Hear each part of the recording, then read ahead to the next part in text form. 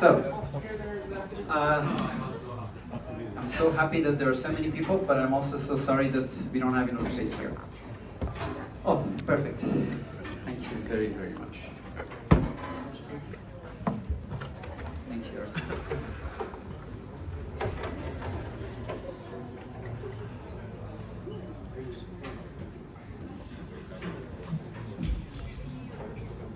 So guys, thank you very much for being here. First of all, my name is Ahmad. I am, as you can see, 172 times here, so you can imagine that I've been around. Why are we here?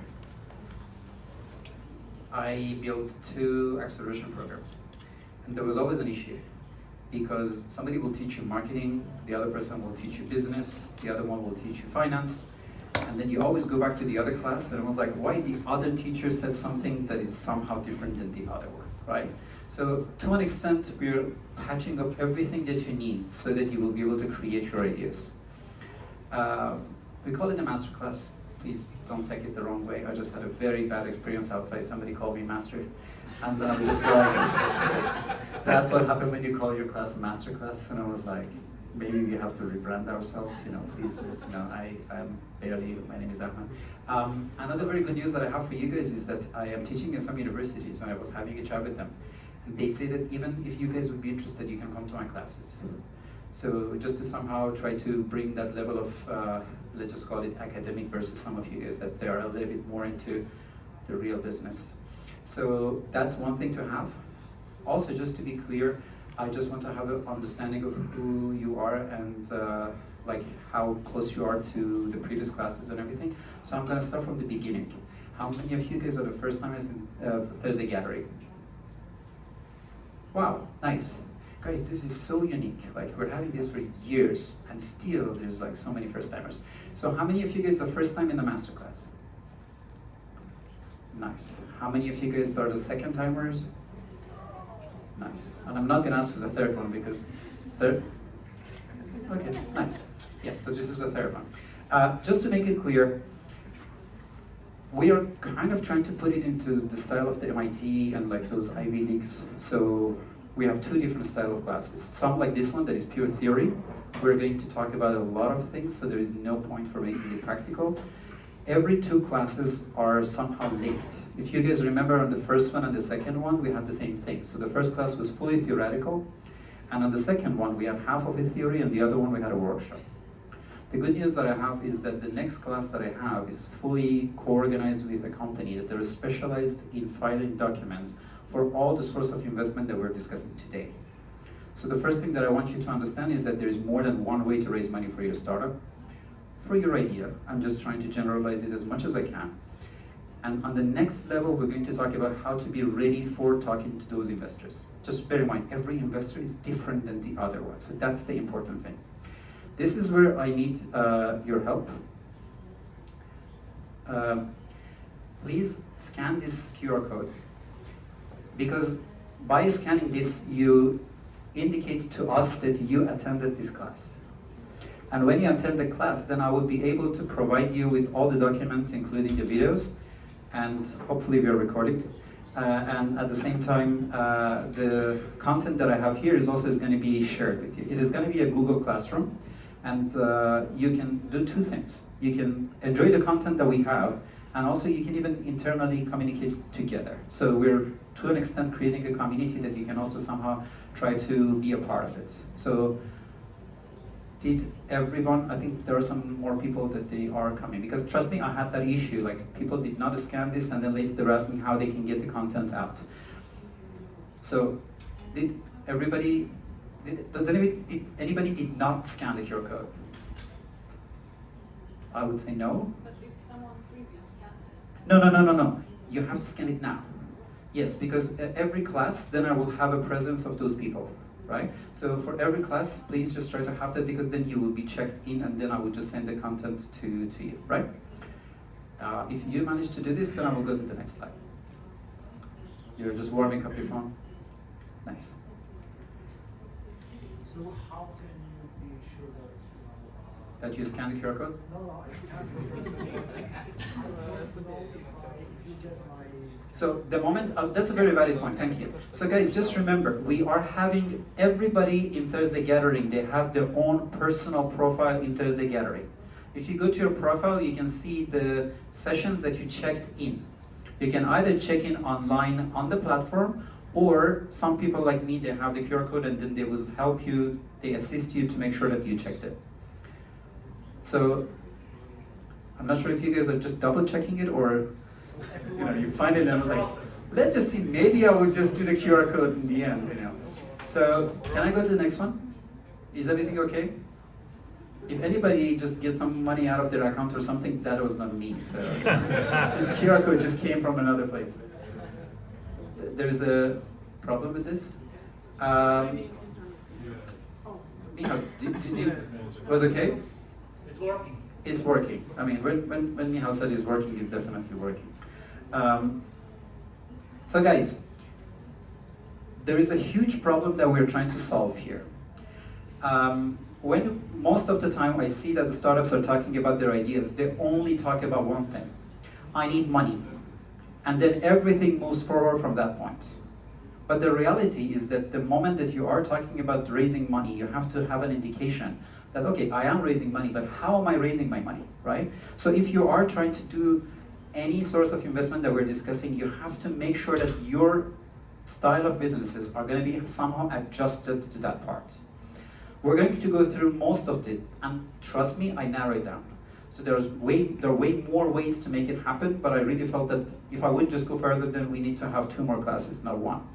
Just I want to make sure that we're on the same page here. So, do you guys want to have all of it together to 8?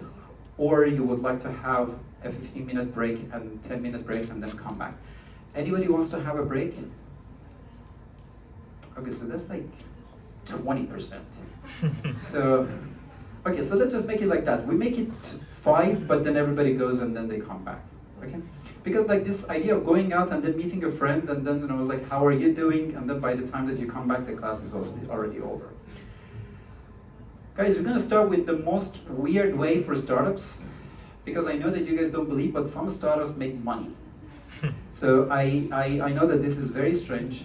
I mean, you guys that you come to my, my meetings and my classes and everything, you know that I love this joke, so I'm just gonna say it one more time.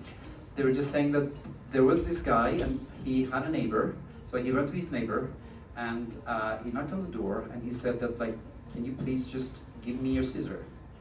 And then he was saying that, I mean, sure, I mean, it's just a scissor, but why do you want mine? And I said, because I want to cut a wire and I'm afraid that this might just damage mine, so can I have yours, right?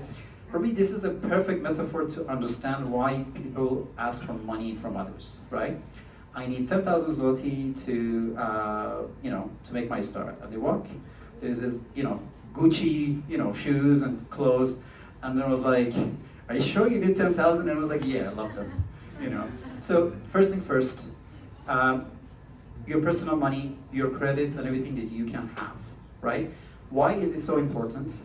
Because if you believe in your idea, then others would believe in your idea. The moment that you are going to ask for somebody else's money, you first have to show that I can afford it.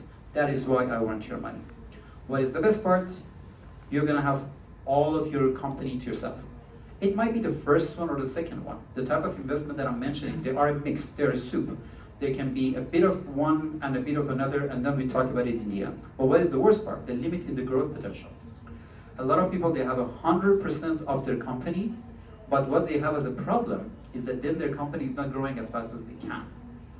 How many of you guys know what MVP is? Minimum viable product. Nice. Most of you. For some of you who do not know, you can always make your startup from beginning all the way to the end. So you do not just make a small, like a paper car, and then make a small plastic car, and then make the car, but you just say, this is the car that I make. This is a very nice example. How many of you guys know how much it would cost to make MVP for a real car, like from scratch? Approximate, yes? We are doing Sorry? 10 million euro.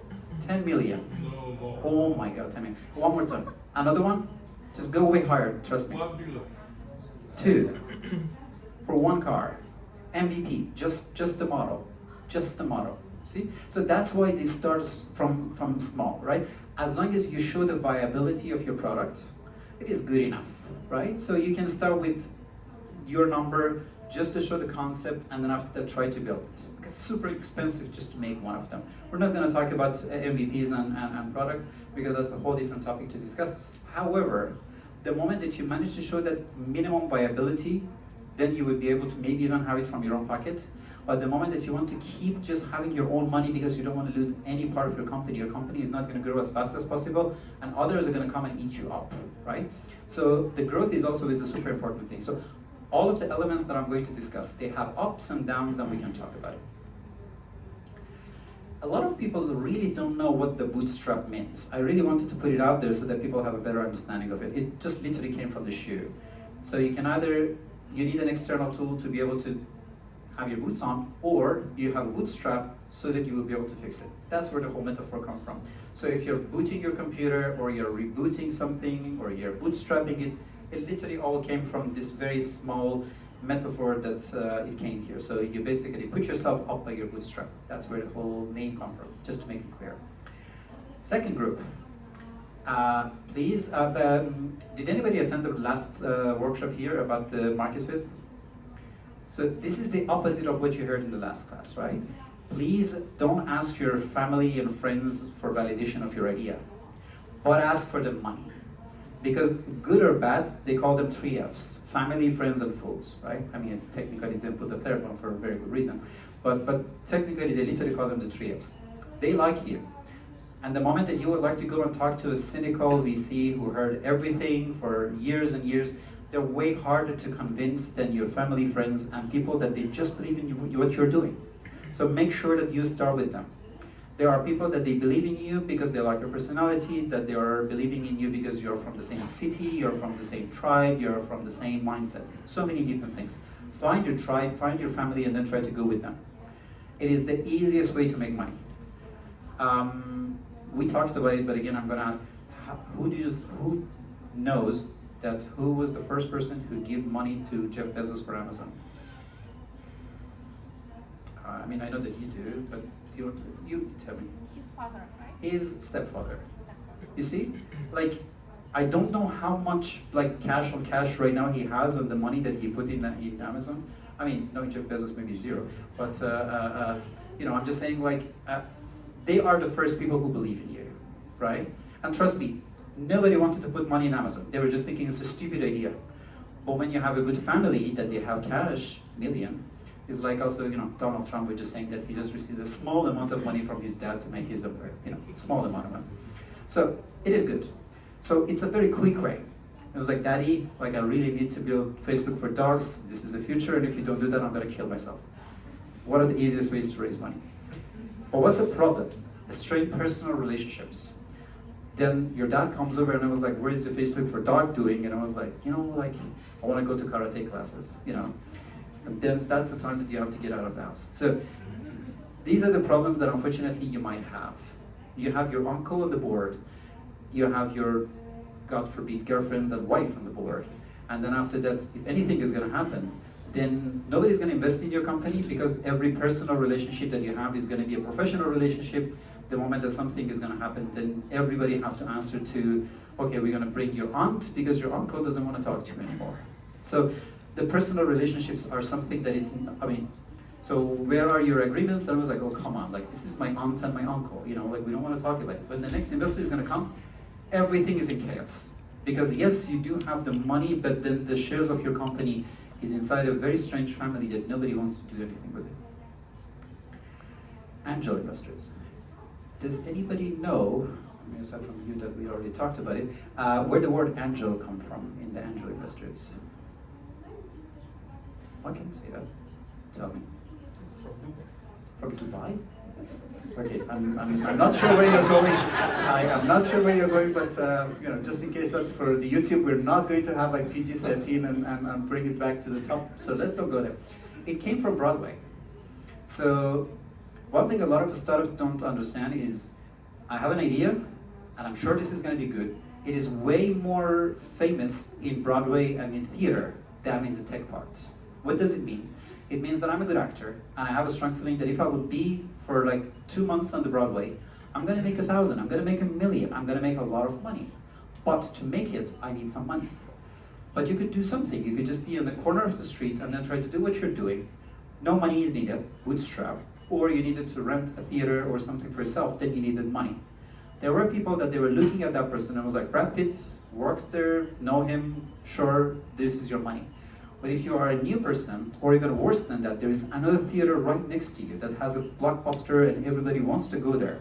You need to keep playing something that you're doing till you're gonna have your break and everybody knows that this is the next thing, I have to go there and watch it. They were an angel and they would give them the money so that they would be able to perform longer. That's where the whole angel investors come from. Not from Dubai. I mean, maybe there are different angel investors that we can talk about. So, they're affluent individuals who provide the capital in exchange of equity, ownership, or board seat. Now we go back to the problem. Let's just say that I worked for 30 years in a medical company. I was a senior manager, and I'm bored of what I do. And even though I am in this industry, I never really touched the medtech. I don't have a PhD in the field that you are doing. But again, because I'm quote unquote an influencer in my industry, I would like to basically somehow be cooler. We have the Gen Z guys outside, you know, it's like I just want to like be with the cool people. What am I gonna do? I am not a CEO of a company that is 200 years old. I have a startup and I'm an angel from Dubai. So what to do with it? You started to tell people what to do. You walk around and I was like, guys, why are you buying chairs? And I was like, I'm gonna get my money back. And I was like, but you can't. And I was like, yeah, let me show you because I have money and I have lawyers. And I was like, dude, did you give us the money just to bring some biotechnology there? Like we're in the research trying to do something. And I was like, nope, I need you to rent an office for me. Angels sometimes come with their egos. Angels sometimes come with a lot of ideas that they really feel that they have to have there. They are sometimes pretty much hands-on. They really help you. They become a part of your team and they even help you grow way faster.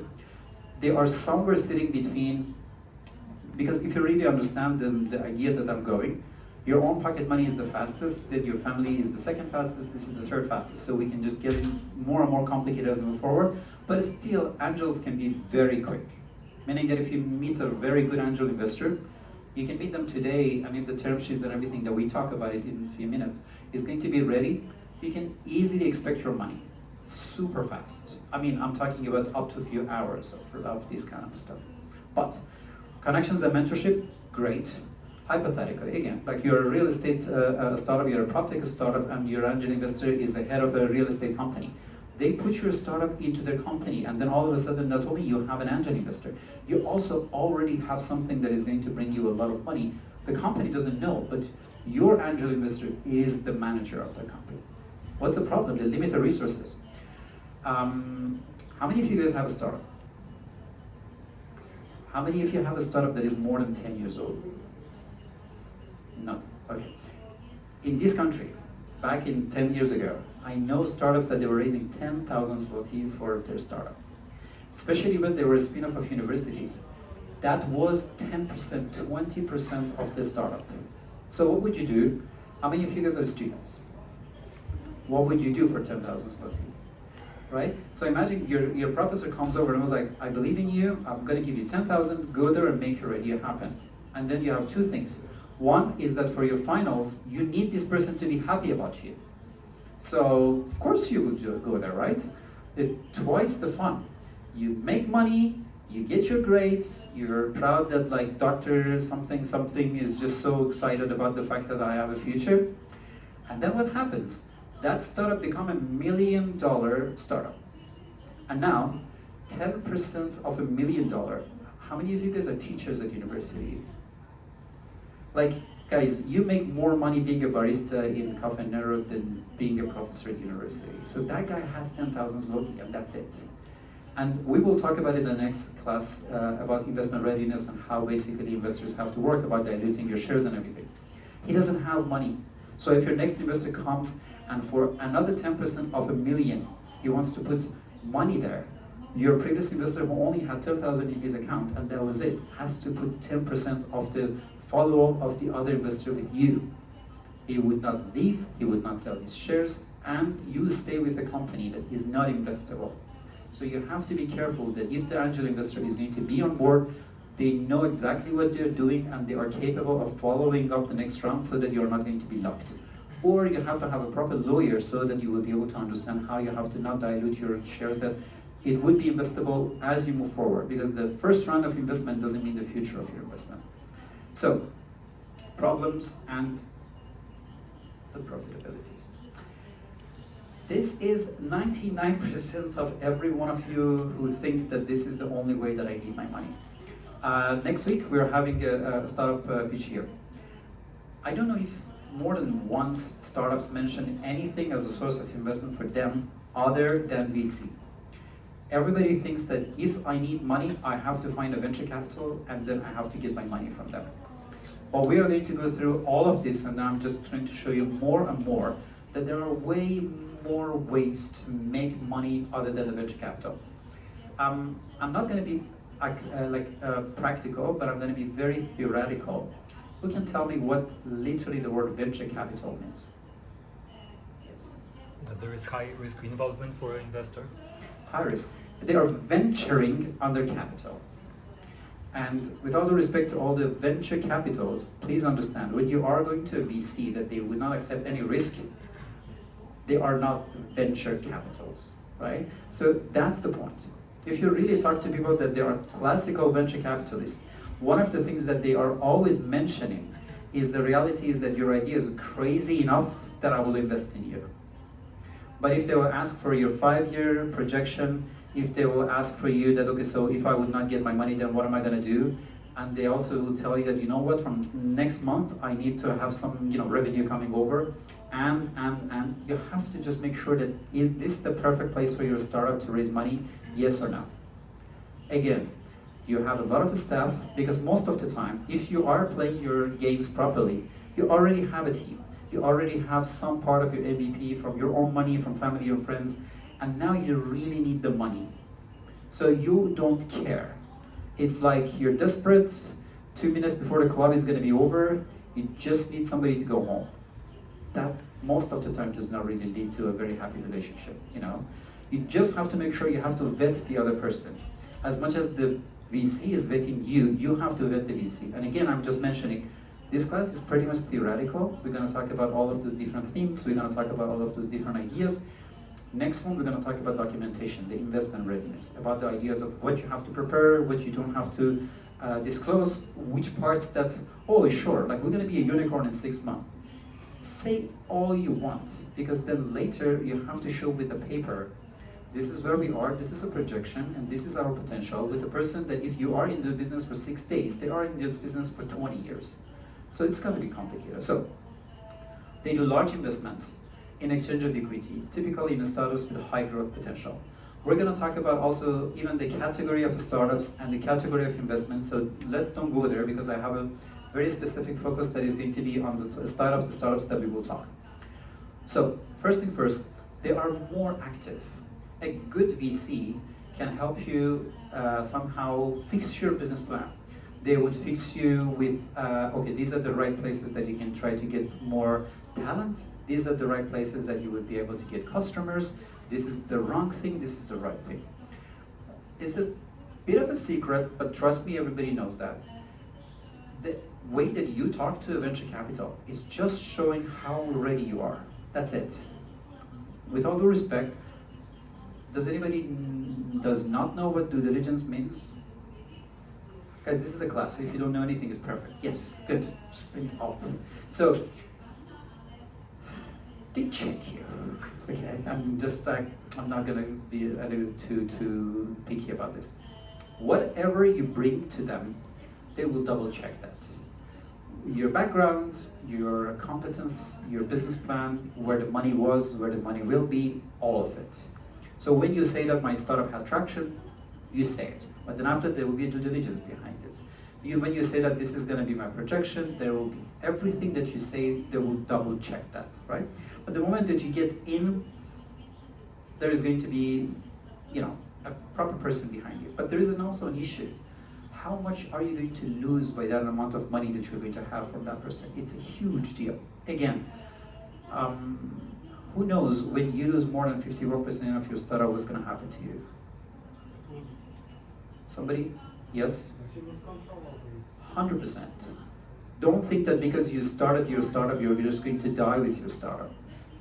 And if you are going to an exit, that we talk about it in detail in first and the second masterclass, at best you have something around 10% of your startup, at best.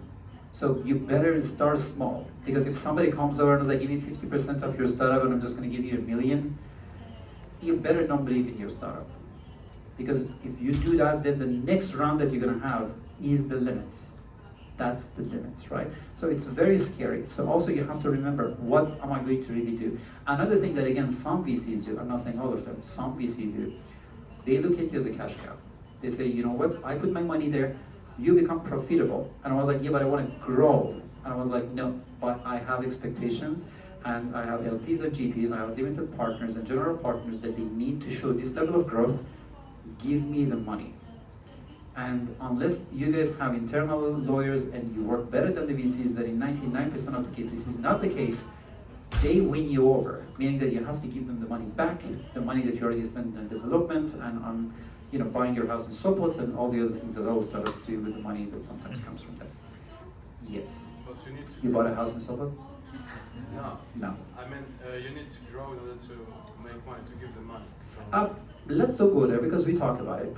So, as you can see, I'm not generalizing, but I'm just waiting just to explain things a bit later, okay?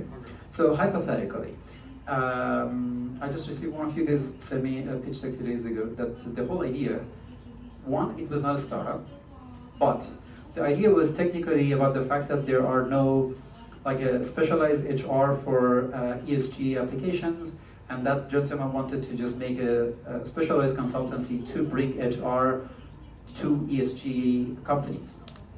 This is an idea that from the idea to execution, it can be 2 weeks, at best, at best. Right now you go out, you say, I know an expert, also because I work in this field for 10 years, I already know 50 of them. I'm just gonna walk around and see that people that they really need this, especially because if you are really having an idea, I can assume that you also did the market research.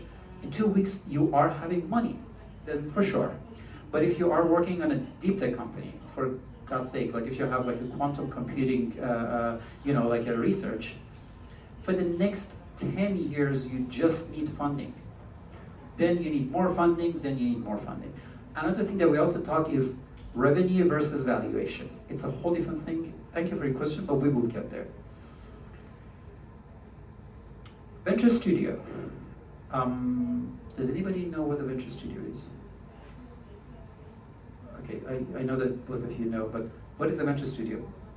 A venture studio is when like they accept startups, they launch different businesses, and they are waiting which one will survive. They make startups and see which ones survive. I mean, that basically every investor, that's what they do.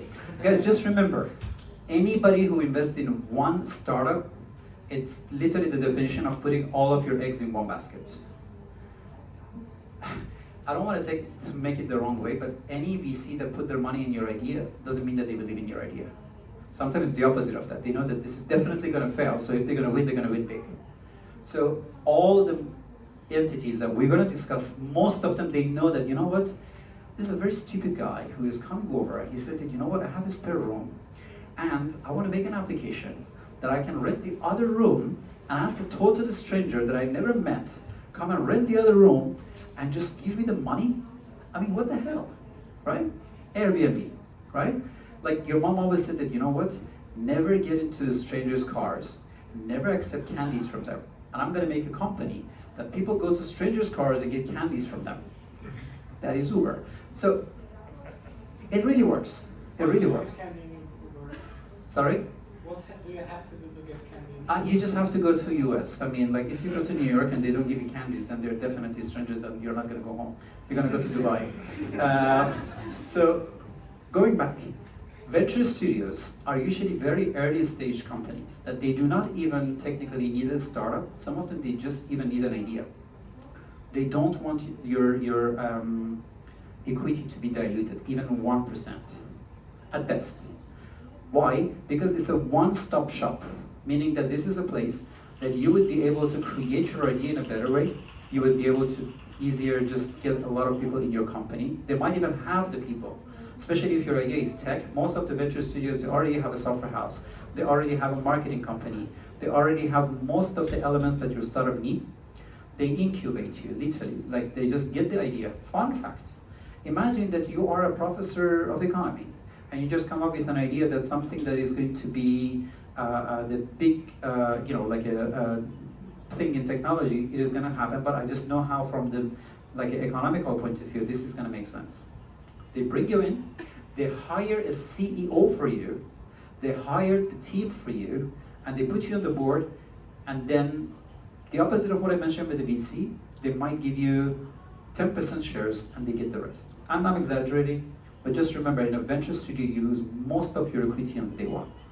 But they take your hand and they bring you all the way to exit. They don't leave you. You want to do a follow-up round, they do it for you. You want to fire people, you want to hire people, they do it for you. But what is the problem? Most of your ideas are not really interesting. It's the execution that is interesting, and they are specialized in that. So we have to be very careful when you work with the venture studios, because venture studios, not all of them, but they're famous for stealing ideas, and they are famous for just kicking you out of your own company with a penny in your pockets. There are companies that they do not fit here, so I'm just going to say the name and then you can just Google it by yourself, like Rocket Internet. Rocket Internet is a venture studio, but in a whole different direction. Rocket Internet said, okay, so you have Booking.com. Do they work in Africa? No. I'm going to make the Booking.com in Africa. And what am I going to do? I'm just going to find a local influencer who knows the hotel industry in that area. I'm going to bring two people that they are ex-Booking.com people. And I'm just going to say that copy the shit out of all thing, because if it worked in Germany, it's definitely going to go work in Nigeria. And then after that, they make an IP on that location, and then after even Booking.com cannot go there because this is mine. I made it before you go there. So they are doing the venture studio, but even without having anybody external.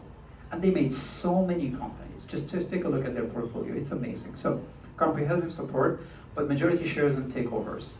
So you have to be careful working with the venture studio. You have to trust them. How do you trust them? Anybody? By example. Just take a look at their portfolio, talk to the CEO, talk to anybody that already, by the way, guys, there are some seats here. If you want to just not to be in the back, you can try to have at least like 4 or 5 other places that they are available here.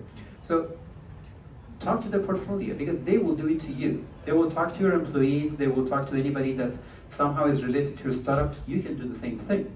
There is a startup that was already invested, they built that company technically for them, see how they were reacting to those people. So then you can somehow lower the risk of what they have when it comes to the risk that you're gonna have. Because as I told you, if you will accept it, you will lose majority of shares when you will go there.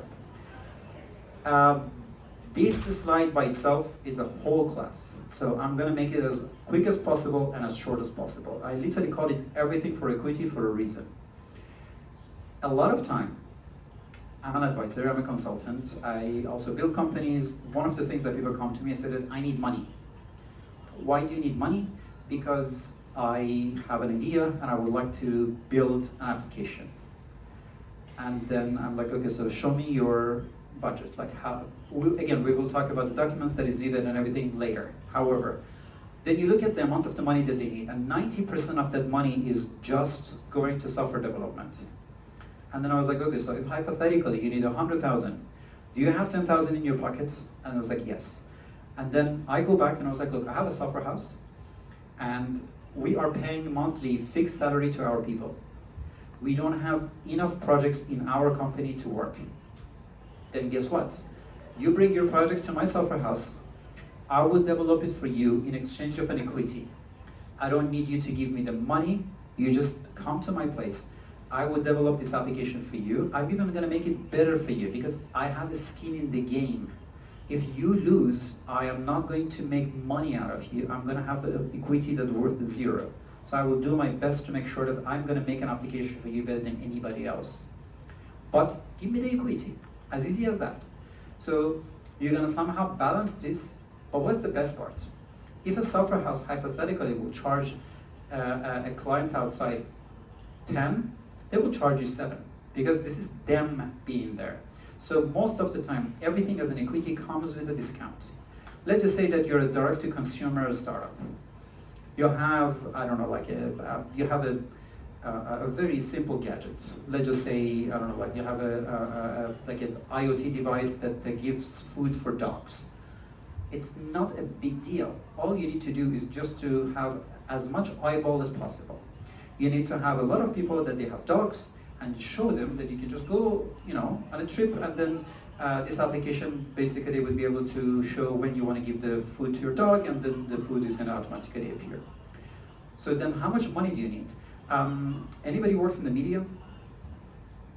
How much is 1 minute ads in, I don't know, TFN? Oh, 50,000. So for a campaign, you easily need $1 million just to be able to put something on the TV. So now imagine, you can go to your mom and your dad and ask them for $1 million. You can go to your VC and ask for $1 million. Or you can just go to TFN and just tell them, give me the money. That is how TFN Venture came from. TFN Venture was a media for equity.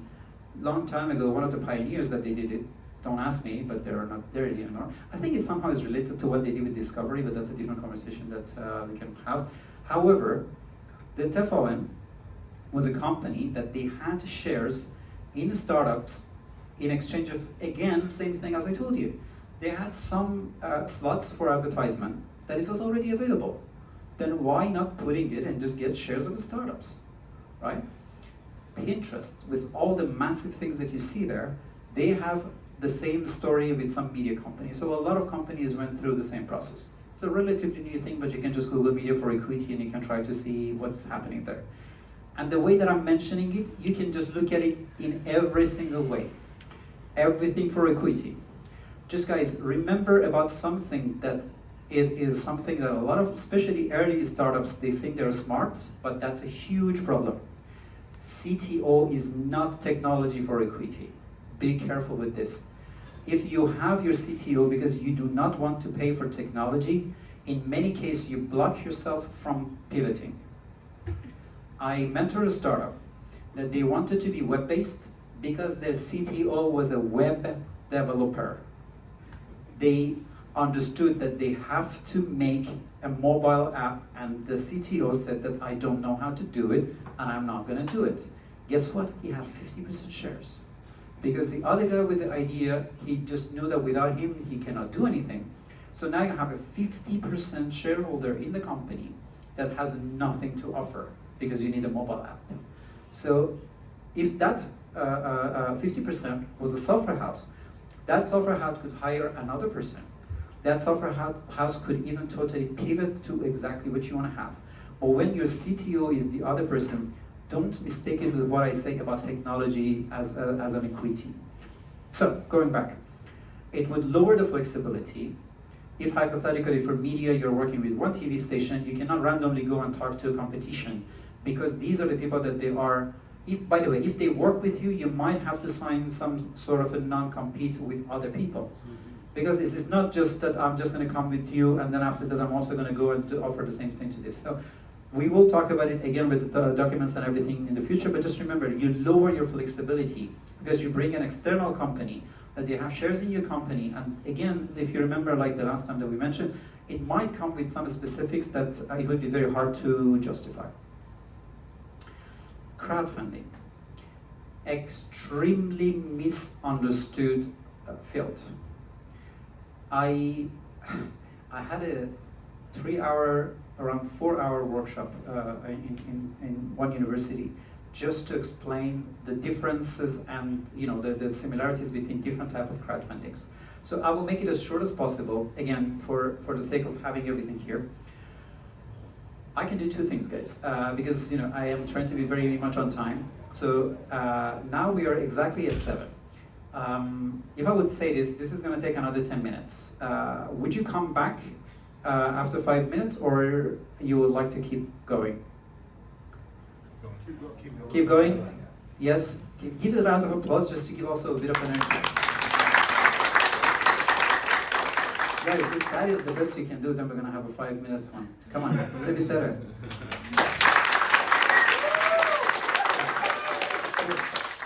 Now I know that I can continue. Guys, this is crowdfunding. Just to tell you, I could just clap on behalf of all of you, but then if any of you guys is good with editing and montage, like that would take 20 hours for me just to make it happen. That's crowdfunding, period. Like, you're welcome. So what's gonna happen? You're trying to convince one person to give you 1 million. Why not convincing 1 million people to give you one, right?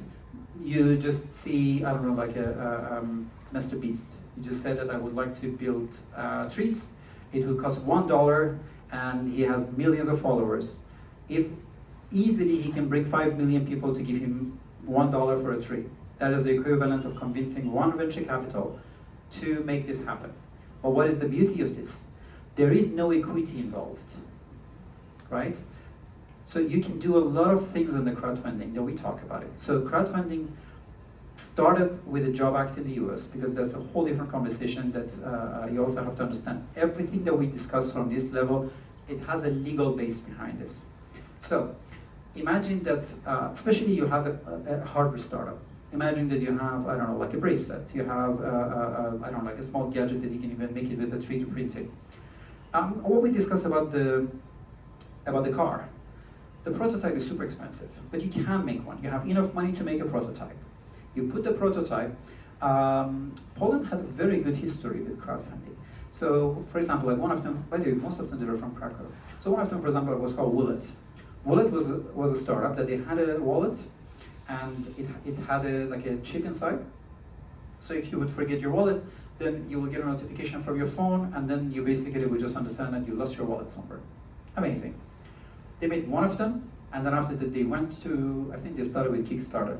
They went to Kickstarter and said that, you know what, it's gonna be in the market for 50 zloty, for example. If you put 30, then we're just gonna give you one. And if you give 60, we're gonna give you two. And that is the way that they made enough money to be able to manufacture it. Just remember, you promised them that you will give it to them in the future. This is not buying, it's not an e-commerce platform. But what is the real problem here? As we discussed, it's a risk. A lot of these ideas never happen.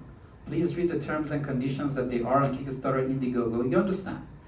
It's daydreaming, right? Samsonite is making luggages. I'm gonna make a luggage better than Samsonite, cheaper than Samsonite, like more durable than Samsonite, half of the price.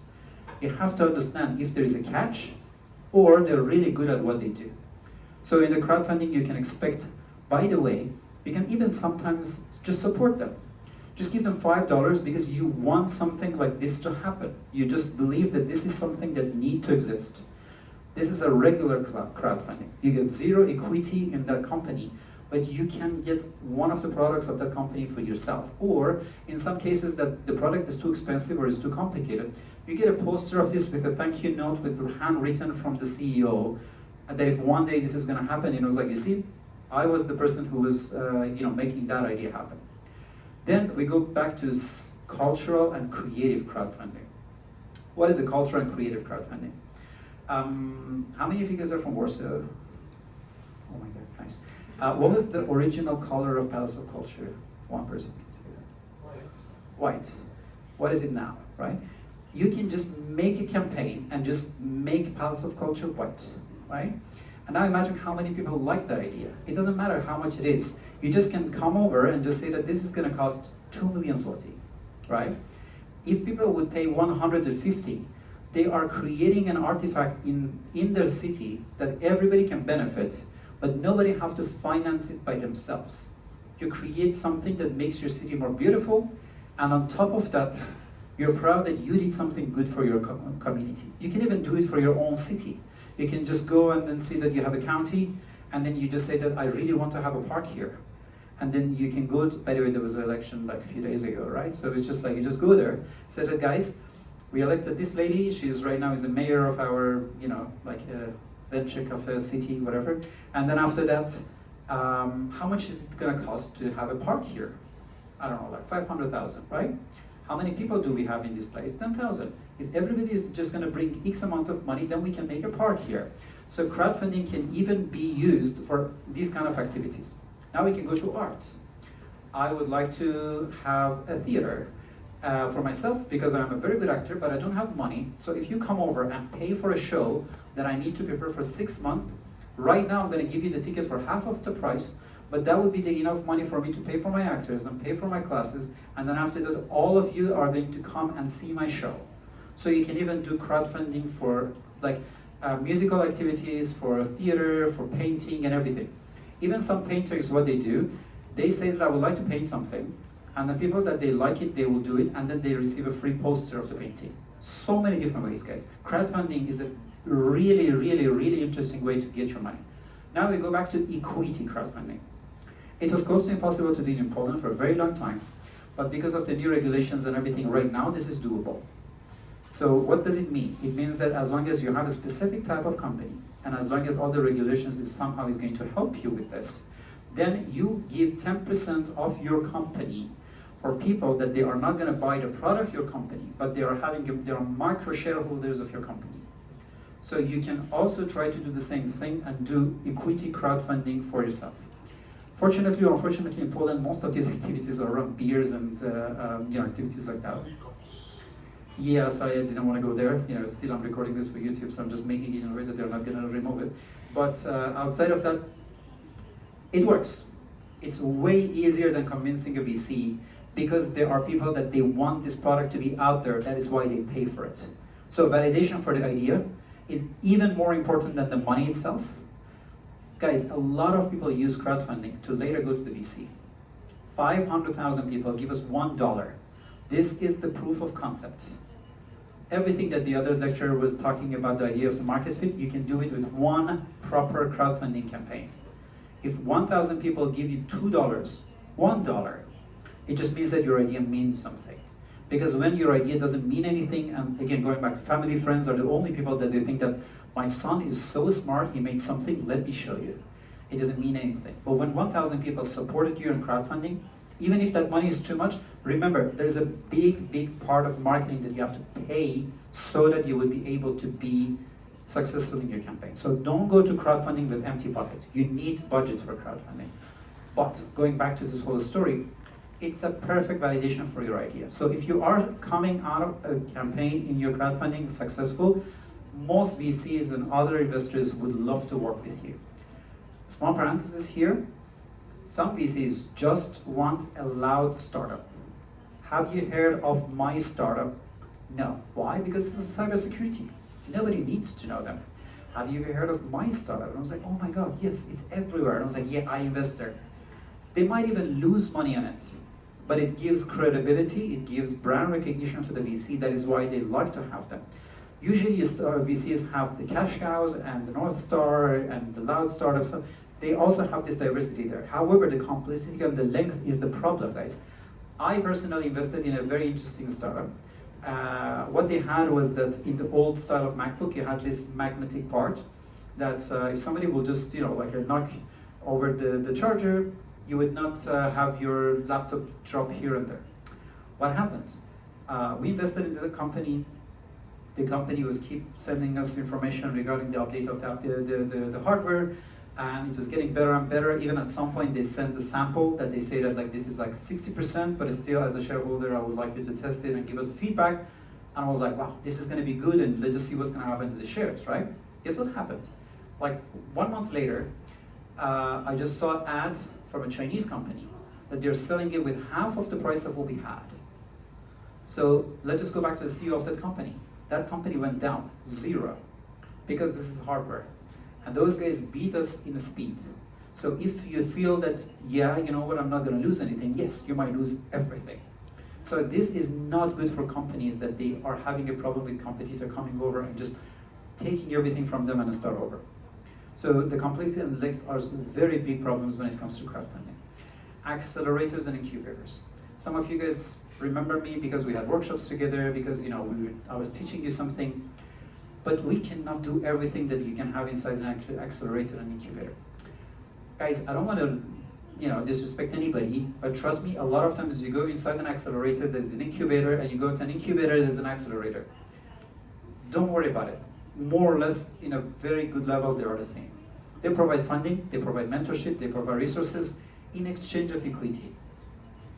I know that this is Poland, and when you want to go to an accelerator, you ask how much money you give me for no equity, but this is not normal, guys. Just to be clear, when you go inside a proper accelerator, they ask for an equity in exchange, okay? However, what's the difference? You come to me as a VC and say that this is my plan, this is my idea. You are a good entrepreneur, but your plan sucks. You are a good entrepreneur, but you can be better. You are a good entrepreneur, but you need to do the research, and if I would let you go out, it's very hard to bring you back in. So I lock you inside my program, and I say that sit down, and very quickly we go through A to Z together. That is the closest things to what we have. To an extent, this masterclass is an accelerator with zero equity. What does it mean? It means that you come here twice a month, I will teach you something, and then you come back here and I add something to that. And my game is that by the end of the last class, more or less you have all the toolkit that is needed for you to make your startup. But if I will make it a boot camp, and for 4 months, that is my masterclass, all of you are going to be with me, of course you make way more money out of this. You learn way more, but then it needs a lot of more investment on my side. So let's just say that this is an MVP version of that level of acceleration and incubators, right? So mix of funding and education.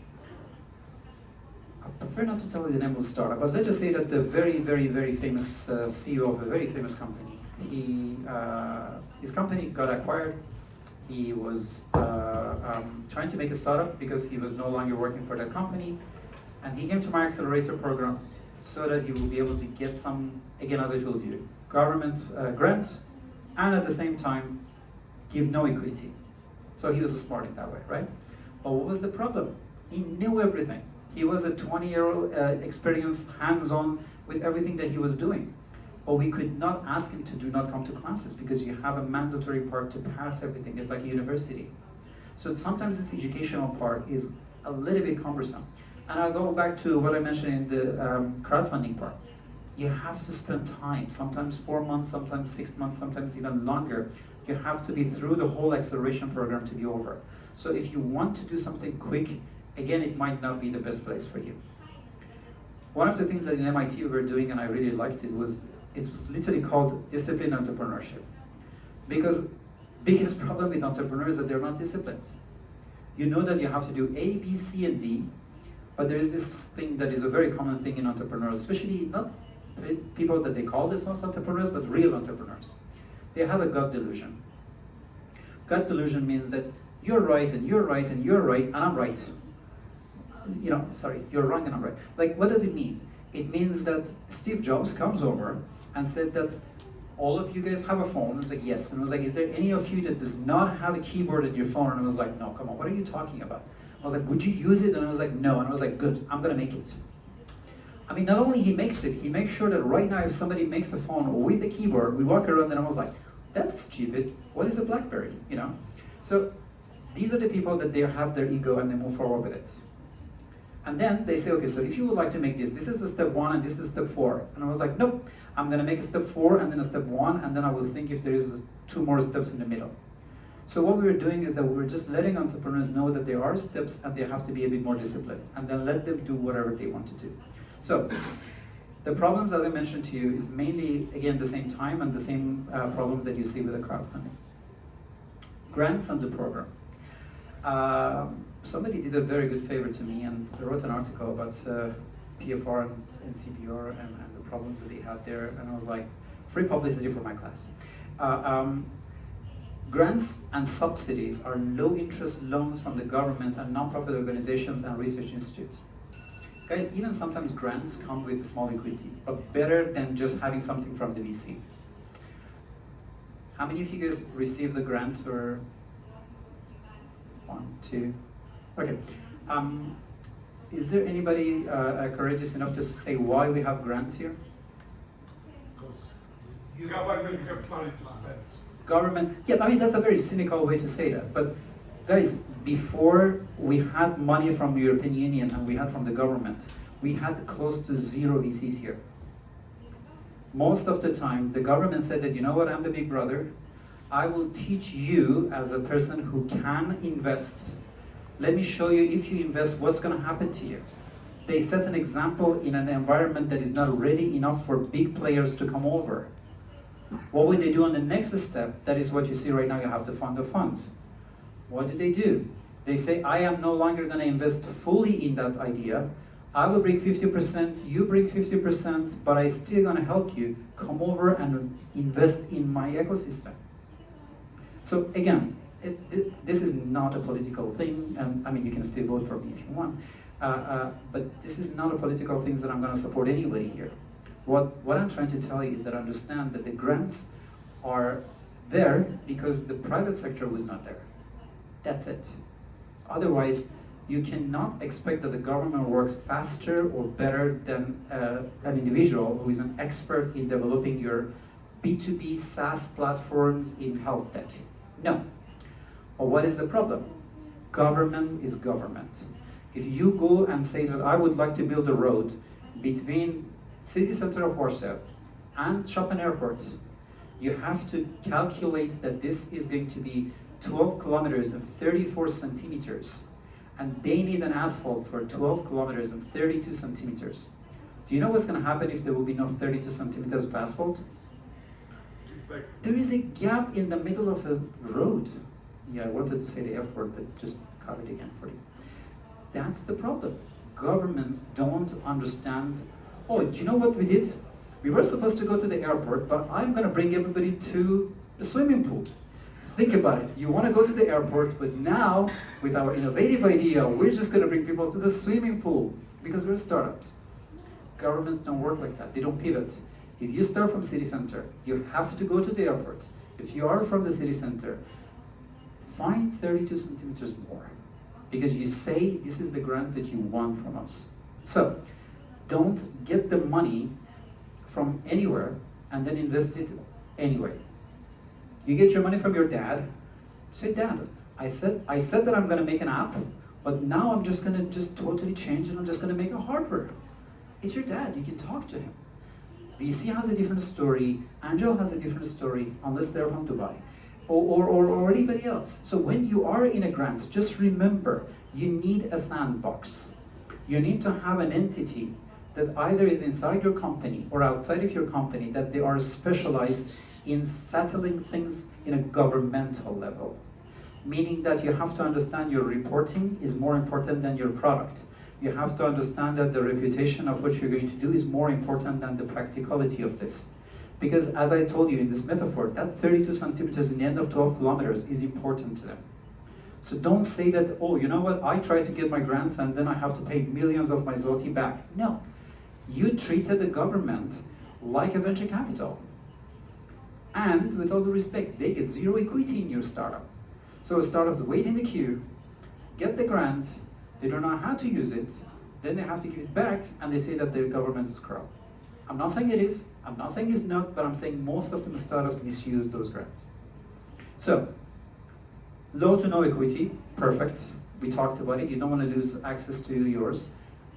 Most of the part, especially in this part of the world, guys, VCs have bad reputation. Most of them. Some of them, they have great reputations.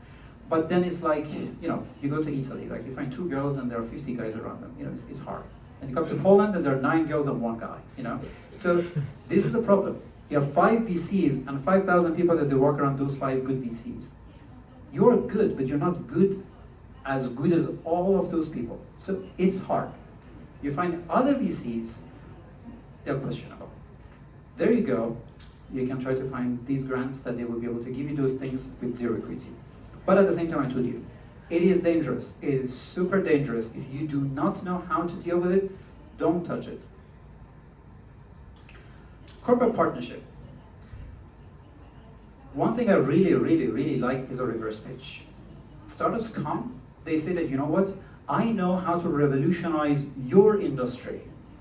And then I was like, I'm listening, and I was like, I was watching a YouTube video, and then I realized, you know, I worked as a CMO of an insurance company. We were doing something very specific, and we had a competitor, and they wanted to gamify the process of claim control. I mean, just think about it. If you would be able to gamify the claims, it means that you're sitting here, and you're bored because I'm boring, And then what are you doing? You're not on Tinder, but you're just going in your gaming, and then you make 4 claims from NFZ and 4 for PZU, and those poor people have to look at your claim to see if you're bored or you really have a claim and they have to pay your insurance back. Insurance doesn't want gamification. Insurance wants you to go and find a fax machine somewhere, send the fax machine, then they will scan the faxes and put them inside a keyboard with somebody else's input, and then that person have to print it again and put it back to the second floor. Because they want to make sure if you are going after a claim, you better be a real claim. So sometimes these kind of problems have to be from a person who really have an understanding. And now go 2 steps back. Why not the insurance company comes to you, say that you guys, hypothetically, I need a IoT device, I need a hardware device that I will put it in the cars, and then like this, we don't have to keep, I'll give you even a better idea about insurance companies. So insurance companies, they have this like scanners. You buy your phone, you put your phone inside these devices, they scan it, and then after that, automatically your phone is insured. After that, you break your phone, whatever you did, you don't go anywhere. Put it back into the same device, it checks the quality of the phone from the last time that it was scanned to this time, and if you are eligible for the insurance, automatically you're gonna get your insurance out of this. Great. This idea came from an insurance company to a bunch of people that they had a technology background, so that they make it for them. So the person behind it is a corporation that needs what you want to have, right? Unfortunately, due to non-disclosure, I cannot tell you about something, again, that I did. We built something around 12 startups for a huge company, because that company needed those ideas to happen, but inside a corporation it was too hard and too cumbersome and too complicated to make them happen. So we make them outside of the company, and then from the day one, they have 500,000 users on the other side. Corporate partnership needs 0 money, guys, 0. I will tell you something that I would say historically for me, this is unprecedented. How many of you guys heard the word Periscope? I mean, not the Periscope that you watch things with it, but Periscope was one of the best startups that I've ever heard in my life. What happened? Twitter, I mean, not the X, the Twitter, they were always funny, right? I mean, I'm not sure how many of you guys are so geeky about it, but from the day one, they were always good with like working with engineers and working with tech people and everything. One company came, and they did not really like them. It's called Meerkat. Meerkat started to do video broadcasting on Twitter. They were becoming more popular than Twitter itself. So then guess what happened? A few week-old idea that came out of like one person's, like a bedroom, started to have a startup called Periscope, and then Twitter acquired them. There you go. You don't have to make your own R&D team inside a big corporation. You don't have to build a strategy and then go back to your board members and all those things, because that was that was an IPO company, that was a public company. There you go. In like less than 2 months, you make millions of dollars just because you have a corporate partner that needs your product, right? So it's super fast to profit. So they provide validation and credibility. If PZU wants to give you an insurance, you can be 100% sure that this is a good idea, because a huge insurance company is trying to ask you to do that. If Pekko Bank Polski tells you to do something for banking, same story. But if at the same time I would just go to a bank and say that this is how I'm going to disrupt your bank, it might not happen. Limitation of options and different cultures. I had an idea, it never worked. So we always have co-working. I started to do something that, I did a pilot, but unfortunately it didn't really take off. Whenever I was going to these big companies, I just saw that they have a lot of tables that nobody's sitting there. Especially because some of them, they have like remote workers from other countries that they visit them, and those tables are always available. So I went there and I was like, why don't we have a corporate co-working? Not like you have a VC, like a venture capital and a corporate venture capital. And I was like, why don't you have a corporate VC? Like I would just go to like a real estate company and then work for 2 months, for 1 month in a real estate company as a startup, because they have empty space for them. So I don't pay for my co-working, and at the same time, they learn from each other. They loved it. You know why? Because they could not even believe that one startup can develop a project in 2 months, because for them it would take 2 years. I was inside a very big corporation that I cannot tell you their name. It takes them around 4 years to move from Microsoft to Google. Can you imagine? Because all the documents that they have to do, all the compliance that they have to do, all the securities that they have to check, startups, and I was like, guys, I just checked something on Facebook and I just felt that maybe we shouldn't be on Microsoft, and I was like, do you want to buy Google? And I was like, yes. And I was like, I just bought it. So these cultural differences, it might be a huge problem for you, because you as a startup think that you can do something, but then your corporate partner would not let you do that. Another quick question that I can ask, I already asked in the last class, but still I think people can have an answer. Can somebody tell me why startups work faster than corporations? One person. Don't say it, just raise your hand. I think there are simple processes. There are simple processes. Yeah. You're really underestimating corporations. I'm trying to ask people that they're near. Anybody else? You said raise your hand, but now you said it's same. Those technologies. They don't have technology. The old technology. The old technology. Okay, one more time. You, yes. Time is money as well. Time is money. It was very philosophical. Let me help you here. You say. Less bureaucracy. Less bureaucracy. Yes, but I have a way easier answer if you don't mind. Guys, corporations, startups have nothing to lose. Corporations have a lot to lose. Don't underestimate the corporations. Corporations know strategy. Corporations know routines. They worked all over those things. They also sometimes have a lot of technologies.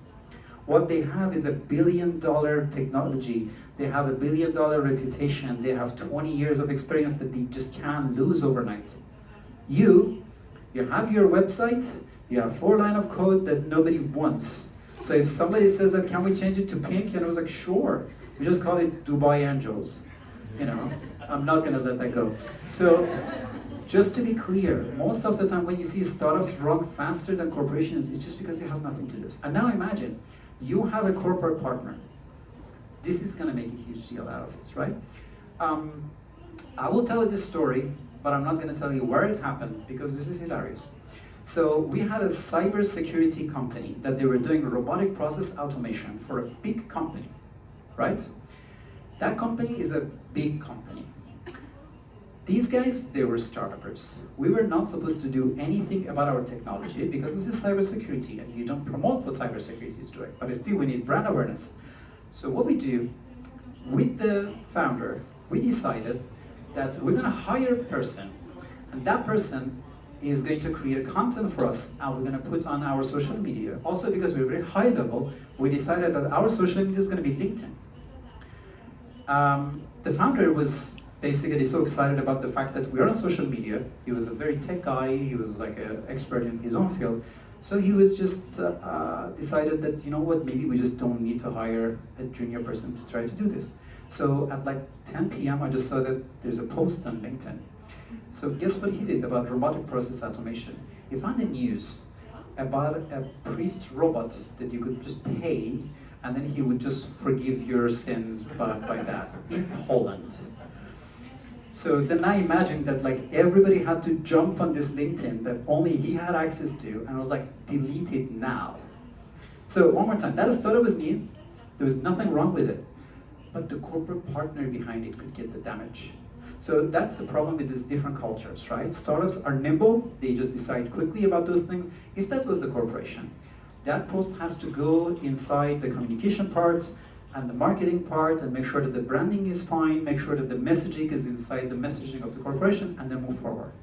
But when you're a startup, you just press, you know, that was funny, you know. Well, nobody also knows that you're after which kind of drinks, you know. So these are the issues that you might have when you are having a corporate partner. Debt financing. How many of you guys raised money from debt financing ever? Oh my God, you always have your hands up. So that's the problem, guys. This is the problem. Startups, honestly, don't believe that they make money. That's the issue. Uber, after, I don't know, like 8 years, they were still minus. If they were trying to do debt financing, they were in jail by now. What does it mean? Startups have 2 things. They have money that comes out of the product, and they have valuation. Most of the time, the gain that you have when you talk to your angel investor, when you talk to your venture capital, when you talk to all of the other people, is that you tell them that my valuation is gonna go up. But if you are going after a venture debt, if you're going after debt financing, you have to pay back. I did that. I had a startup, long time ago. I had a small apartment, and the whole idea was that back then, long time ago, they did not have computers, and I wanted to teach them how to use computer. They needed a computer to make it happen, and then after that I wanted to make a network out of those people. You go to the bank, you get a mortgage, you pay them with an interest, good for them. They give you the money, you sell the computers, you make a profit out of that, then you make more money by making the teaching out of that. You get both of those money, you show them the projection with a person that is a professional person from the bank, show you how much you have to pay and how much your expected revenue is going to be. You're eligible to making that happen. The price of your property is good enough. There you go, you have the money. You can get it in 2 weeks. You don't always have to go to VC to make your money. Keep saying that.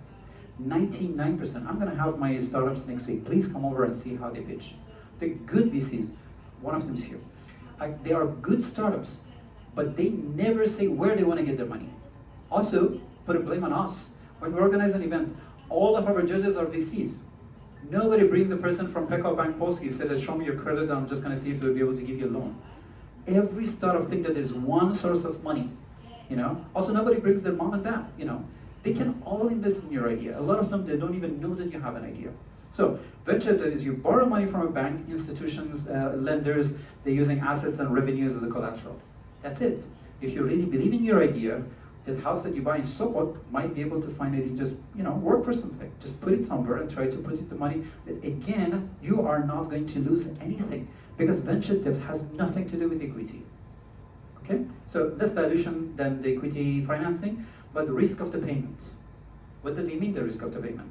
It means that that house that you bought is not going to be yours anymore because pivoting also for venture debt doesn't mean anything. I want my money back. That's it, right? I mean, they might not come back to you with a baseball bat, but still they don't know how to get their money. So, ICOs and STOs. So now is the time that you guys have to scan another QR code and give me some Bitcoin. I'm partially kidding. I mean, you can still do that if you want. Like in this ad blockers, like first they say it's for free, and then after that there's like more ads coming than the ad itself, so they just pay me back. So this class is for free, guys. At some point you see some QR code comes here. So it is theoretically only for blockchain startups, but it just went a little bit even further than that. So initial coin offering, it's a combination of what I told you in the crowdfunding. It's a combination of what I told you that the reality is like this, guys. People that they did initiate their first idea of they would like to be a part of like Bitcoin and Ethereum, they were just saying that I'm going to put $1 in the project because if you really read Satoshi Nakamoto's manifesto, they wanted to do something that is going to revolutionize the finance. So they did not want to be rich. They just wanted to make sure that there would be a decentralized banking system that everybody can benefit from it. They had zero equity in Bitcoin Foundation that did not exist there. They just wanted to make sure that this idea is going to happen. So initial coin offering gives you no equity, and the person who is theoretically responsible for that has a full control over their entity. The only issue is that because blockchain is a little bit more closer to the strategy that I mentioned when it comes to equity crowdfunding, you would be able to give micro shares to other people. But in this case, those shares are just some tokens that then later you can exchange it either by another token or by some money. STO, or the security token offering, is how many of you guys know what security means in finance? I know that you know, like, you just don't want to raise your hand. Yeah, so guys, you have a notebook, right? If I would give you 10 zloty, you can give me your notebook. No? 50? 1,000? Oh my god, okay, this is too expensive. Okay, 1 million? Okay. But still, this is legal, right? But then there are some assets that if I would like to buy them, I have to have a license to make it happen. I'm allowed to tell you to come to my class and you learn something, totally fine. But if I will tell you that Bitcoin is going to go to the moon and you even put one zloty there, I can go to jail for that. That's the definition of security, guys. It had nothing to do with security after the club or whatever, right? So, if you are having an asset, that asset can be sold without being in a security, you can do initial coin offering. But if that asset is something that is how we test that it means something is security or not, do your own research. It's a very long conversation. you have to do a security token offering. It means that this is way more regulated. But regardless of that, you can raise capital super fast. Guys, globally speaking, people learn what ICO is from Golem Network. Golem is literally from the city. But what was stupid? When the news came out that Golem made money, they wrote that the largest crowdfunding campaign in Poland raised money. They did not even know that. I think I spoke too much, my microphone's touched. So they did not even know that ICOs exist at that time. Another thing also to tell you, that they said that they raised $8 million. And that 8 million was a time that Bitcoin was something around maybe $2, $3. So you can imagine how much gold it makes right now. They would have access to global investors. Anybody knows anything about AML, KYC? Nice. So first thing first, anti-money laundering. Also, it has nothing to do with how you wash your clothes. This is a different story. Know your customer. On the first class, I asked everybody to introduce themselves, but then it took so long and the guy said that, oh, like, you know what, why are we wasting so much time? It is important, guys. I have to know who you are that is in front of me so that I have a better understanding of how to talk to you. When somebody is a venture capital and the other person is a professor at the university and the other person is just here because they want to just audit what I do, then I adjust what I do to them. So no matter what you do in your business, you better know your customer. I said it's better to know your customer. But when you are inside the financial sector, knowing your customer is mandatory. You're having a content, and then all of a sudden you see a user that is 16 years old and this is in your platform. If you go to like alcohol companies, they're great. Then I was like, are you 18? And then even a 2-year-old say, yes, and then they go in. So they're not financial sector. But just be my guest and open up a bank account in, I don't know, like a, in your bank, and just go to like a home, and then you see that your 3-year-old just said that, mommy, just open up a bank account. And I was like, how did you do it? And I was like, they said that, are you 18? And I said, yes. So banks and financial sectors, they have their KYC and AML in a way higher level. And now what's going to happen to you? You have a great idea. You made a lot of money from your ICO, your STO, during the cryptocurrencies. Now your solution can be globally used, but your money is not clean. Nobody is going to touch your company because you did not buy anything from a mafia or whatever, but the money that is inside your company was through the process that was not having this KYC and AML around it, and because of that, your company is poison. Nobody will touch it. That is one of the biggest problems that, especially right now that hype is over, but a lot of people will go through the ICOs and STOs because they would make a lot of money super easy, but then after that, nobody will touch that company because that money was already had a lot of money that they were questionable. Trust me, guys, I narrow things down. I'm just going to make this as a joke. Most of the time, the ways to make money for startups is one sentence. VC, show me your deck, and then I'm just going to do the due diligence and I'm going to come back to you. You see how complicated it is. If you really want to get your idea out, one, your idea doesn't matter. I am old enough just to remember that the startups, before even telling you your idea, they have to ask for non-disclosure agreement because my idea is so good that if I will tell you, you're going to steal your idea. Nobody wants to steal your idea. Everything is about execution. And with all due respect, guys, nothing is about execution. Everything is about having some added value after the execution. So if you do not know where to source your money, everything you do is a problem. That is why I did not talk about marketing. That is why I did not talk about sales. I started with where are you going to get your money. I got my money from a very nice guy that he was Georgian, and he said that these Bitcoins are super clean, so just go there and make this application. Sure, you did it on the first stage. But that is the last time anybody is going to touch your startup, and just you better be careful because you know where the money comes from, right? So the source of money is super important. But how you have to protect yourself, I'm going to start very, very briefly here, and then for the rest of that, we're going to go through with the details in the next class. First thing first is term sheet. Who raised money for their idea? Nobody?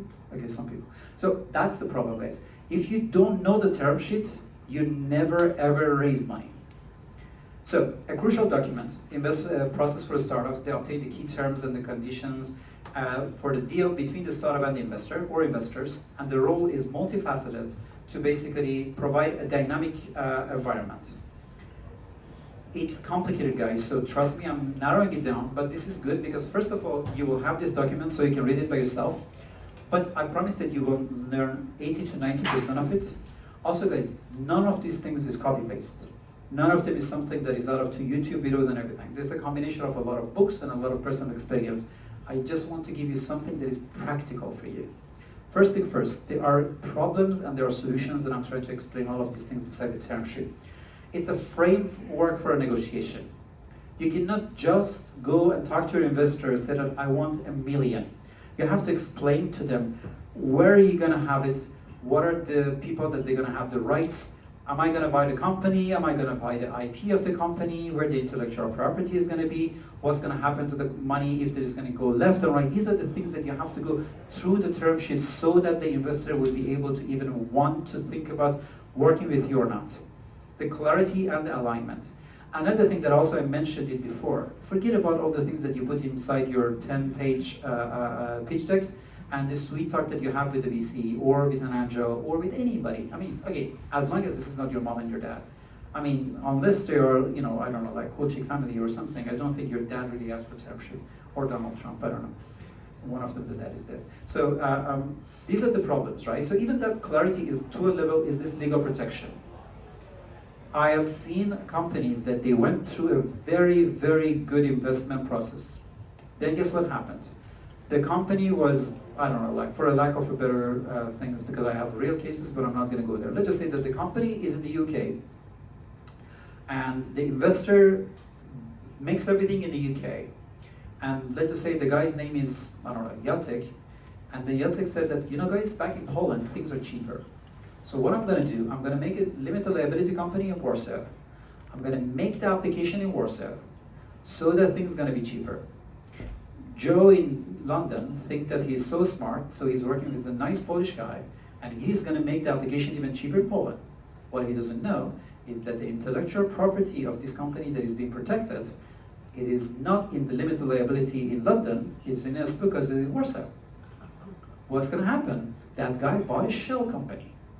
Because then the Polish guy say that, you know what, I no longer want to work with you, and under all the agreements that we have together in the term sheet, I am going to give your money back. Why? Because all the money that that gentleman paid went back to the Polish company that owns the intellectual property. So a proper term sheet protects both the startups and the investors. I mean, investors can do the same thing to you too. So you have to remember that the term sheet is not just a piece of paper. Flexibility and customization.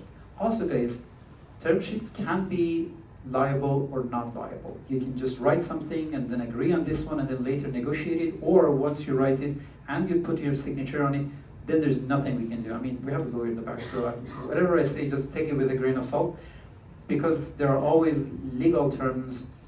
And another thing I also love about proper lawyers, the answer to everything is like, it depends, you know. I mean, after you go back to Netflix and you see How to Get Away with Murder, then you understand that it depends means it depends, right? So I'm not asking anybody to kill people, but it depends. Time and cost efficiency. You might even see that somebody will give you the money, but if you cannot pay back within the specific terms, within the specific time, you have to pay it back. And by pay it back, I mean really pay it back. So it is not that they are, again, venturing on their capital. It's that they're giving the money because they know definitely they're going to take it back. Also the commitment and due diligence. Sometimes even these parts are paid, meaning that regardless you pay them something and that money is not going to come back.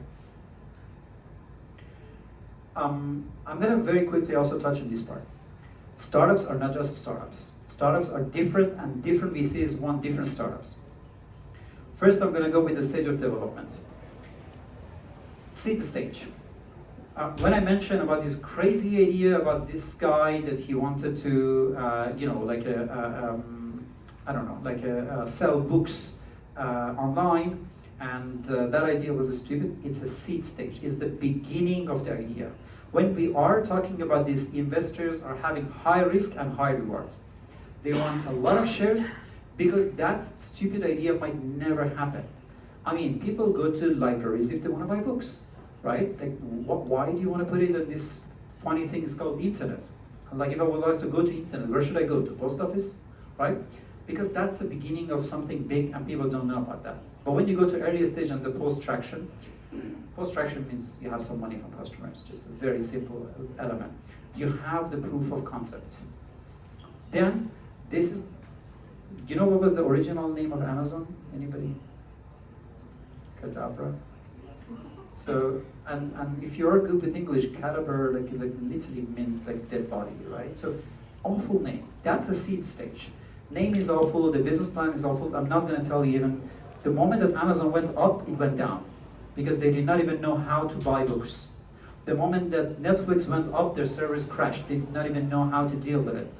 Seed stage is a different story, but when you go to earlier stage and post-tractions, then they will have a different approach to what you want to do. Different VCs invest in seed, different VCs invest in post-tractions than earlier stages.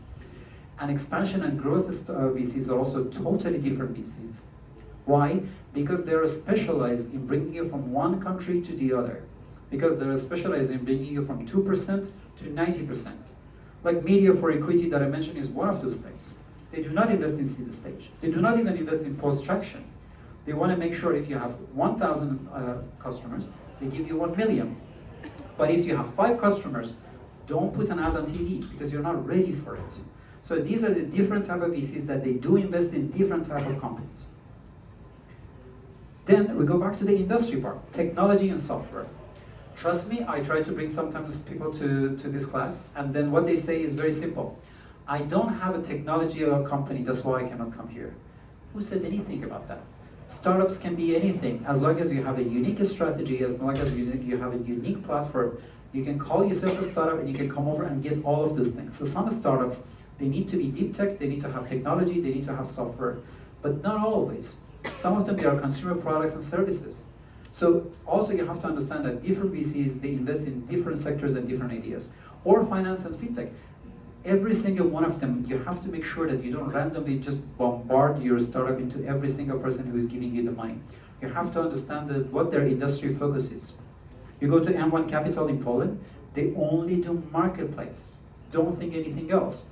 You go to ICOS Capital, they only do Series B plus for deep tech. So you have to make sure that before going there, you have to understand the stage of the VC and at the same time the industry focus of that. Whole different conversation is about the growth potential, guys. You have high growth companies that they are basically those people, all the startups are faking that they are high growth startups, right? If I would make such and such, I'm just gonna be $1 billion, the size of my market, parentheses, bullshit, all the time is this much. Why? Because everybody wants to show that they are having a high growth companies, right? That's one way. Some startups, some VCs only go there. Some VCs, they go with the sustainable growth. What does it mean, a sustainable growth? It means that I'm gonna have a 10% year by year growth and this is always gonna go up. Good job, but that's it. You're never gonna have a hockey stick growth. That is the type of what you have. The other one is a lifestyle startup. Lifestyle startup to an extent does not even have growth. What does it mean? How many of you guys don't mind just to get 100,000 zloty per month? Oh my God, you guys don't want 100,000 per month. You guys are rich. If any of you have some money, I need something after the class. So it's not bad. It's not bad. A lot of YouTubers, that's what they do. They grow into a level, they make 100,000 per month out of ads, and they stop. Why do you want to go further than that? 100,000 per month is a decent money. And then you can diversify it and be an angel investor and do a lot of other things. But just remember, there is no growth. That's it. That's the size of your market. You have every single person that wants to listen to your geology from Rzeszów that is related to one castle, and you have 100 loyal customer for you. There's nobody else in Rzeszów. There's nobody else that wants to listen about your castle. So, yes, it's a good idea. There is no more growth unless, I don't know, like Jacek just made another baby. And you still can have that, and there are people that they invest in it, but there is no growth in it. So again, different in the potential of this. Everything that I mentioned, it is somehow related to intellectual property, guys. If you are having, fun fact, I was having a workshop about making companies, and then we were just somehow pairing people with each other. It was a startup weekend like 1 year ago. We had one lady that she was a lawyer. She was walking around, and she was coming back to me as mentor, And then I'm like, well, why didn't you choose a team? And they say that they don't need me. They say I am not needed. I'm like, but what do they do? And I was like, yeah, they just need engineers, they need designers, and they need, like full stack developers. And I was like, yeah, but do you understand that if they do not have legally the right way to make their idea happen, no designer and a developer and a marketer would be able to make it happen, right? So everything that you do has a direct connection with the intellectual property that you have here. It's a conversation of its own. I would keep it in a way that on the next one, when we are talking about investment readiness, we're going to talk about the details and ups and downs of intellectual property. But just to be able to at least touch a little bit on this whole, I'm just going to make a few notes, and then after that we will try to see if I will be able to make it on time. First thing first, protection of innovation. Do you remember my idea that I mentioned that we were making it in Europe and then somebody made it in China? That is an intellectual property problem. Also remember, guys, if you really want to protect your company everywhere, anyway, all the places, your expenses are not going to be in software development. You just better open up a law firm. Because you just have patent. Guys, also be happy that you work in Europe. In Silicon Valley, troll patent people are way richer than people that they make patent.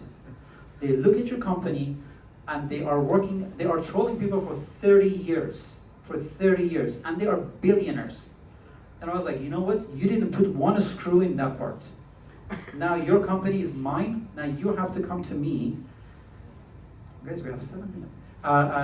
They come to me and they say that your company is my company and you have to get out of it. It's that easy. So you have to be very careful with it. Enhanced market positioning. Right now, imagine that there is no intellectual property for Uber. So when Bolt comes over, when My Taxi comes over, when Free Now comes over, you cannot kick them out of the markets. But the moment that you say that the intellectual property of this specific, I don't know, like a medical device is mine, nobody can make your product. So when the investor wants to work with you, they know that the full market is yours, so they invest easier money for you, and at the same time, they will be able to provide way more solutions in the end. Monetization opportunities. I told you, valuation and the money that you make. You might make zero money. That's what I mentioned, for example, like quantum computing. The product, it would not be ready. The amount of the quantabytes you need so that you will be able to do computation with quantum computers, we are far, far behind anything that is going to bring money to you. But if you would be able to provide one patent on quantum computing, it is $1 billion patent. That is why they give you the money. So they give you money because that's a monetization opportunity. Valuation driver. I have an idea, and this idea is going to be putting potatoes on the shelves, and this is going to make a lot of money. Great.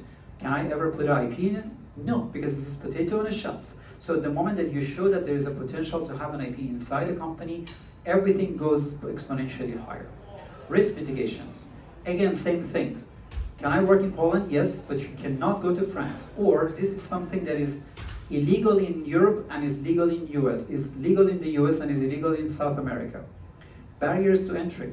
Imagine that right now you have GDPR in Europe, but US still did not accept this as a regulation. And then what would you do? All of a sudden, as an American company, you end up coming to Europe, and then European Union is going to put $1 billion lawsuit on what you do, because you did not go to your lawyer before moving to Europe, and now you have to just, somehow pay for it. So, risks are the most important parts, and these are the points that you're not going to learn right now, the full story, but then these are the points that later, when we're going to have those details inside the investment readiness, you understand it. Dilution of the ownership, we talked about it. The less shares you have, the less control you have. From 100% that this is your own property. Guys, there's a funny story. Owner is a person who has all of their company. Founder is a person who has a share and wants to give a part of it to other people because they know that they have growth. Kind of a thing that you can learn who is the owner and who is the founder of the company. So, first thing first, as long as you would like to have growth, you have to give shares away. So you dilute your ownership, that hopefully a proper lawyer will be able to explain it way better than me at the same time. And at the same time, the moment that somebody sits on your board, they will tell you what to do with your company. So make sure that the VC that is going to be with you is going to be your partner. You have to like talking to them, you have to like their mindset, you have to like to be a part of a project together. Most people do not give the money and go away. And the pressure for short-term results. A lot of times companies give you the money, but then they want to milk the startup. Then I was like, wait for me to grow. And I was like, no, I don't care if you're 2 years old, go in the corner of the street, stop begging. Because I don't have money for you to go to college and make something out of that. I was like, yeah, but no education, I'm just gonna end up being nobody. And I was like, I don't care. I want money now and just go there and bring me 5 zloty back home. This is how they treat the startups. And they come back and I was like, I don't know why our portfolio doesn't make any money. I was like, yeah, because you don't let them grow. Dependencies on external funding. We talked about it. You put some money out there for 10,000 zloty, you give 10% shares out, and then those people cannot help you with the next round. You're uninvestable. That's it. That's the last round that you manage to do that. So make sure that if you bring somebody as an investor, you make sure that you will be with them forever, for as long as you're gonna have your company. And the market volatility. Whole different story is that, guys, you right now think that right now is the right time to do the investment. You right now think that this is the right time to raise money, and then all of a sudden COVID happens. VCs do not even know how to raise money as long as I don't have to see you face to face. And I'm a super rich person, I don't want to see people face to face, I also don't want to invest when people are not seeing me face to face, so I'm not going to do anything. The whole supply chain collapses, now I'm not going to invest anywhere because I also don't know what's going to happen to me. So you have to understand that maybe sometimes investing one day before or one day after is going to change everything. Also, mismatch expectations. You have to make sure if you are getting money from somebody, you want what they want from you. That also goes very much for the impact startups. Investor due diligence is a whole different story. You have no problem. Your investor comes over, they see that you don't pay taxes. After that, they come with you with the lawyer, say that we want 50% shares of the company, and say that you said 5%, said yes, this document shows that you did a tax fraud. So we're going to disclose it because you open up all of your books to your VC. Either you're going to give me 50% shares, or this is it. Also, this is a non-disclosure agreement that if you go there and tell people that that's what we did, we're going to do another lawsuit against you.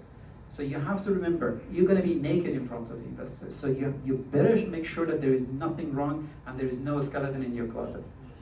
The regulatory and the compliance risk. Again, you're making your amazing idea and you think that your idea is going to 100% work. The moment that the VC comes over, say that you're not complying with the regulatory number 4 in the law in that specific region. So what do we do? And I was like, your idea cannot work without it. So nothing, you just have to close your startup. So make sure that you do all of your compliance and regulatory things ahead to even before going to meet a VC. And also the founders burnout and stresses. Guys, again, unless you have your mom and your dad behind you to get the money, or you have the money secured, people are just gonna skin you alive before they give you the money. So in the beginning, you're so excited, and I was like, I have this great idea, and I need 100 million for 10%. 1 month later, we see each other, and I was like, I want 10 million for 10%. In the end, I will see you after 2 months, and I was like, give me 10,000 zloty, and I'm gonna give you my startup, you know? So you have to remember, at some point, you just give up. You know, it's like, I can tell you startups that right now, they're super successful, and at some point, they will literally trying to sell their startups at like 100,000. Guys, I literally finished 30 seconds before the end of it. So remember, everything that we do in every part of the classes, they are related to each other. So we talk about startup ideas, we talk about right now sources of funding. Make sure you definitely come for the next one, because the next one is all about the reality of this. Documents you have to prepare, how you have to be prepared for different type of investments, for different type of ideas, and how you have to prepare yourself. So it's going to be, hope to be a very high quality session. And in the meanwhile, all of you that you have this QR code scanned, you're going to receive an email. I'm going to have another invitation to all of you to the Google Classroom. You're going to have access to the video, you're going to have access to the slides, and at the same time you will be able to communicate with each other in the Google Classroom. So thank you very much, guys.